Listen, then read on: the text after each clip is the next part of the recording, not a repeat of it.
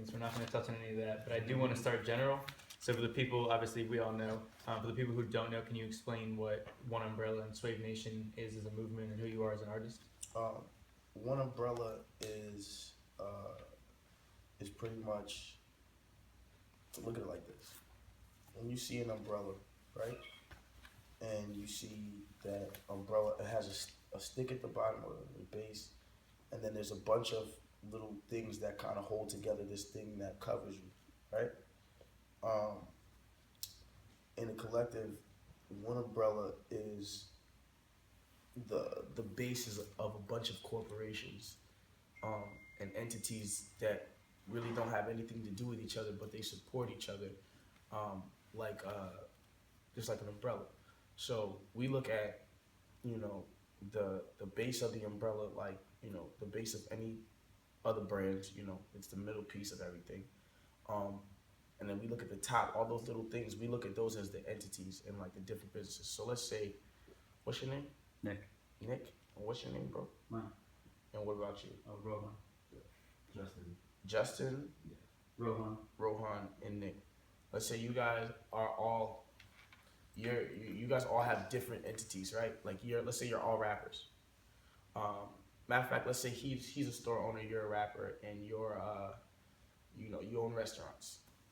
Now, all of you guys could still be under one umbrella, but even if your chain is called Rohan Burgers and his is called, you know, Justin this, that, and 30 years is called Nick something, all of your companies are still together. They still, like, if your company falls, his company still will back you. His company will still hold you up. Because that's the idea of an umbrella, that everybody holds each other up as different entities under one umbrella.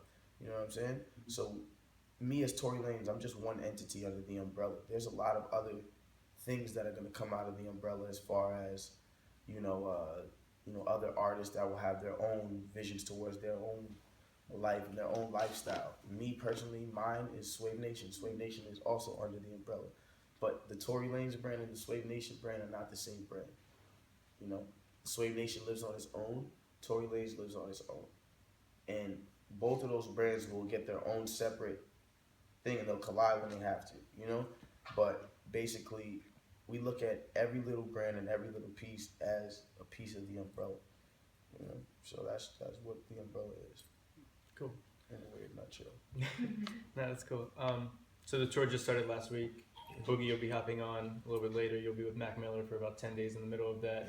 Yeah. What can fans expect from a Tory Lanez show other than you performing on top of their heads? You can expect the unexpected. None of my shows are ever the same. It's like when you would watch movies about, like, you know, that classic guy who came to this and that third and he did this thing one place and then he did this another. Like my show is never the same. Not even the songs are the same at every show. You know, I just want people to know that like it's my show is very unpredictable. It's not something that, you know, you can just see and just go somewhere else and be like, yo, I'm gonna see the exact same show again.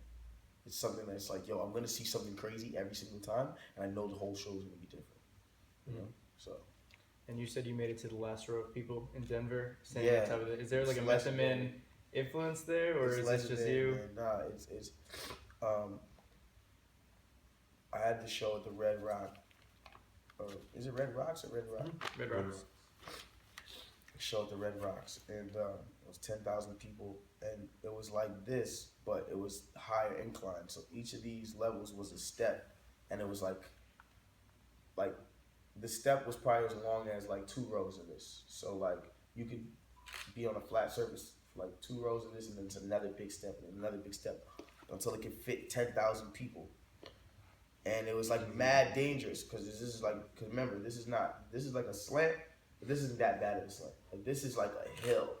Like this is like when you're performing, you're looking upwards to look at the last people, but you have to look up. It's almost like looking at like a stadium with nosebleeds without, you know, it having nosebleeds, like without there being like stairs to get up to the nosebleeds.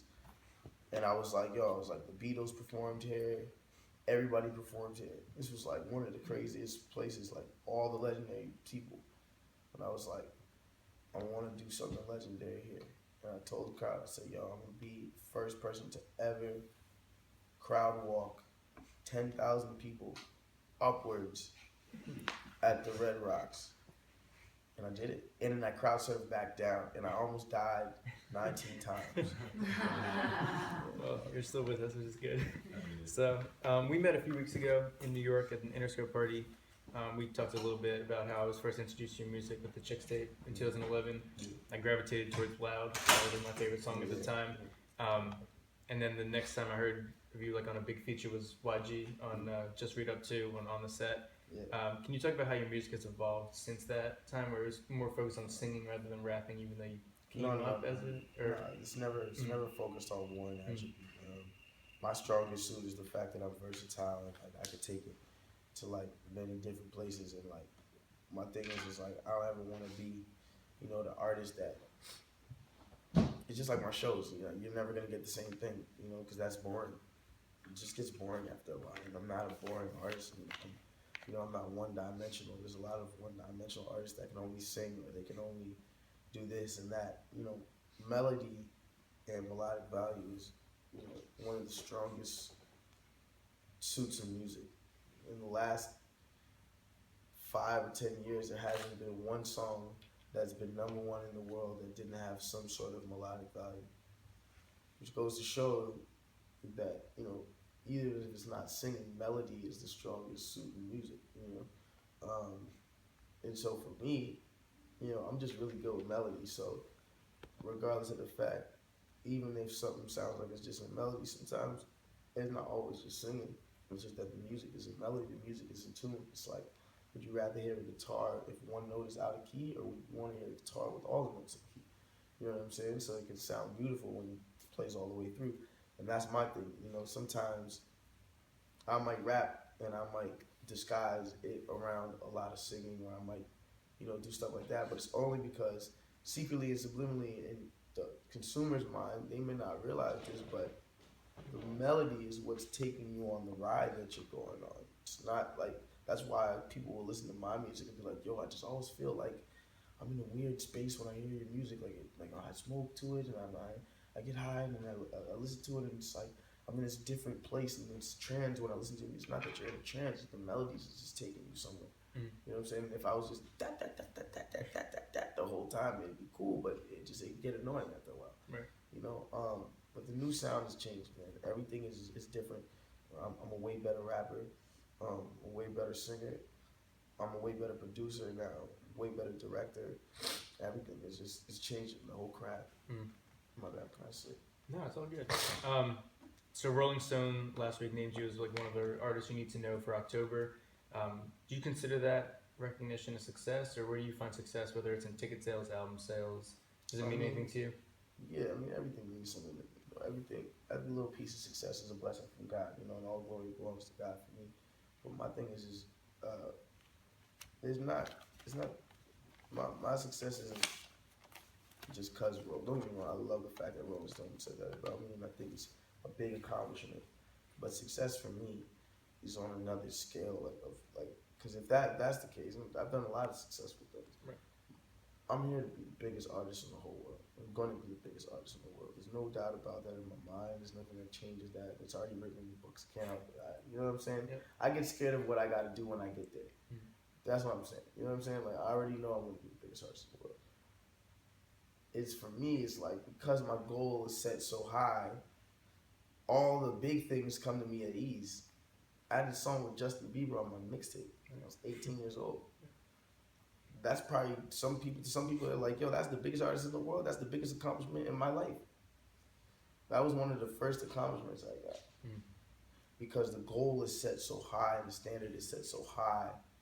Like, y'all want to get things in life, y'all want to be successful, and y'all want to really be successful, set your standards so fucking high. And you'll see that all of the things that you thought were big come to you with ease. Because your standard is really set up here. And these things are only hard when you think too hard about them. You know what I'm saying? It's like when you rode a bike the first time. When you start thinking too hard about it, bust your ass. Because, you know what I'm saying, you're thinking too hard about the shit. But when you was just like, let me get on my bike. You was pedaling, right? You know what I'm saying? You can't think too hard about it. You gotta set a standard that's so high and relentlessly go after it. And that's when the universe, you know, allows things to come to you. You know, so my successes are, and you know, when I see myself and I'm in a place and I can't see the back crowd because there's too many people there. You know, when I'm stopping wars with the music, when I'm doing crazy things like that, that would be the success for me. Right. Not print in a blog or magazine. Okay. So I recently watched an interview of yours where you named like your top 10 most influential songs, and because we're in Philly, I have to ask, "What We Do" by Freeway was on that list. It wasn't? It was on that list. Oh, I was about to say, that was my No, joke. yeah, it was on that list.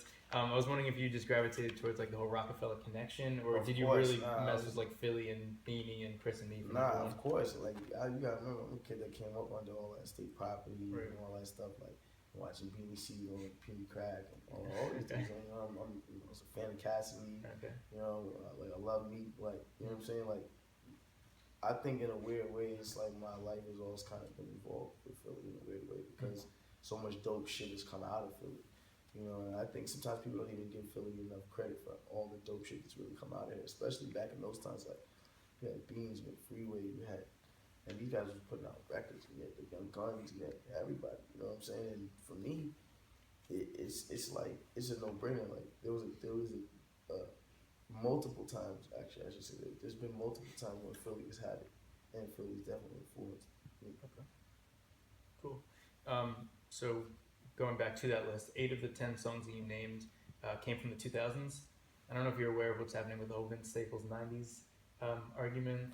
Do you know what's going on with that? So he had comments that kind of got misconstrued, but he had a quote with Time Magazine. He said the 90s get a lot of credit, and I don't really know why. And people took that completely like the wrong way. Noriega came at him, a bunch of other people. I was wondering if you had any take on that and why. You know, in the interview you talked about how kids who were born in 2000s had never even heard of music from the 90s. Vince Staples, I think, is 22 years old. I'm 21. You know, I never grew up listening to Reasonable Doubt or Illmatic. Obviously, I go back on my own and listen to them and do my own research. But can you just talk about that whole situation, whether you agree with it or understand it? I think what he was trying to say was that he himself grew up in the 2000s and all music in the 2000s, probably when he was introduced to music. And, you know, he probably shouldn't have said it like that, but, you know, so we're fucking kids, man. Yeah. Like, you know, we're gonna say shit the way we say shit. You know, I don't respect everything that everybody respects. And, you know, people have this weird thing, like, you're just supposed to respect what people respect. Fuck that. I don't have to respect shit. I don't gotta respect what you like because it's a thing to like. I don't gotta respect the legend who died because he was a good singer to you. Fuck that. I'm gonna like what I fucking like. If he likes that, then that's what the nigga like. My nigga. And niggas wanna, this, that, and the third. You ain't from the 90s and all y'all new kids and this, that, and the third. But it's like, my nigga, you from the 90s, bro. Live in the 90s. All right, that was cool. You was alive in the 90s. There's some new niggas out here right now. Like, the thing about it is you can't be bitter. Because there's going to be a time when we're not cool like that. You know what I'm saying? And, like, I'm not going to be hating on some new nigga. For what? You know what I'm saying? Like, it's not my time no more. You know what I'm saying? And then maybe my time just didn't speak to another young nigga that's out right now. Can't be mad at that. No, I completely agree.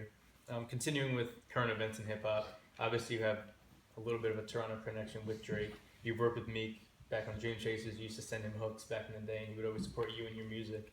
You were just on the new intro, Lord Knows. Did you have any, from an unbiased perspective, because I know you have ghostwritten for several artists in the past, did you have any like opinion on that whole situation from any perspective? I'm not asking you what you thought of who won or whatever like that, just as it was happening, what you thought of it. You know, it's a good time for hip hop, man. Some niggas need to argue. Niggas need to fight. Okay. You know, that's it. You know, like people need to fight sometimes, man. You know, like when we go on the tour, I told everybody on the tour this time that, like, because, you know, after a certain amount of days, you know, the animosity just goes in the air, and you could be with your best friend, and just comes a point in tour where you just get tired of looking at a nigga's face, just waking up and just seeing the nigga's face, like, but So it's like I told everybody, I was like, look, like what I'm gonna do is we just gonna get boxing gloves, and when y'all want to fight each other, y'all gonna get boxing gloves and y'all gonna fight it out. Cause sometimes in the sport of whatever you're doing, you need to fight. Okay. Good time for everybody. All right, cool. So let's talk about Say It. It was the #1 gainer on urban radio, like the ads chart last week of October. It's over 7 million views on YouTube, over 5 million streams on Spotify. It's up to 72 now on the Billboard Hot 100 charts, up 18 places from last week, which is a peak. Need you on the team to let yeah, me know right. what's going on. Did you ever expect it to blow up this much? Like as you were recording it, did it have like that special sound? For me, when I recorded the song and it was finished, my thing was that I just couldn't stop playing the song. You know, I know when I can't stop playing something and it's me on it.